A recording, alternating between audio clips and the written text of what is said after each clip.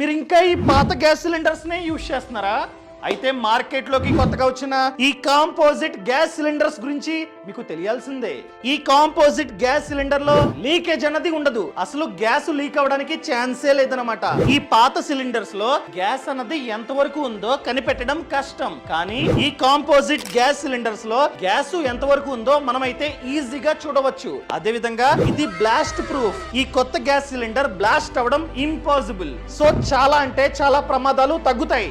అదే విధంగా ఈ పాత సిలిండర్ చాలా బరువు ఉంటుంది, వేయడం చాలా కష్టం. కానీ ఇది చాలా తక్కువ బరువు, ఈజీగా మనమైతే క్యారీ చేసుకోవచ్చు అనమాట. అదే విధంగా మనం రెగ్యులర్ గా యూజ్ చేసే ఈ గ్యాస్ సిలిండర్ సెక్యూరిటీ డిపాజిట్ 2200, కానీ ఈ composite gas cylinder security deposit 3000 అనమాట. కానీ రీఫిల్లింగ్ కాస్ట్ తక్కువ. సో కొత్త దానికి రీఫిల్లింగ్ కాస్ట్ జస్ట్ 580, కానీ పాతది అరౌండ్ 800. ఎందుకంటే సైజ్ లో కాస్త డిఫరెన్స్ అయితే ఉందన్నమాట.